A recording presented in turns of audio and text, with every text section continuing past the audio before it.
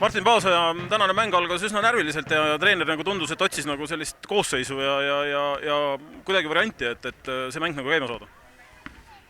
Jah, et esimene poolega oli tõesti raske, et me ei saanud nagu üldse ennast käima nii rünnakul ega kaitses, et nagu ma ei tea, minul isiklikult oli endal väga raske, ma ei tea, kuidas teised veel ennast tundsid, aga jah, selles mõttes, et teisel poolel nagu tuli mingi energia sisse ja saime nagu hakkama nendega ja saime ka endaga hakkama.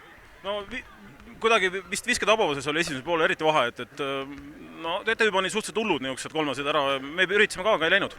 Jah, võib-olla esimese poole rünnak oli ka natuke liiga ümmargune ja söötsime omavahel natuke vähe ja ka resultatiivset sööte oli vist 5 ainult, ja teine poolega minu meelest läks nagu natuke paremaks ja sealt see vahe tuli.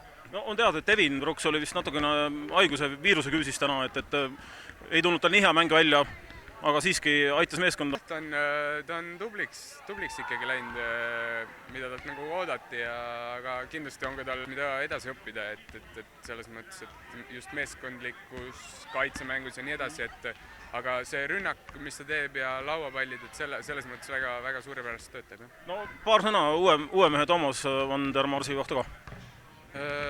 Siuke suur kuju, oskab mõlema käega low-postis mängida, et selles mõttes ma arvan, et ta on väga sobilik meil, et lauas on kindlasti väga suureks abiks ja väga intelligentne inimene, nii et siiamaani on neid positiivseid asju öelda. Edu Martin ja kohtume juba järgmisel mängul. Tänud!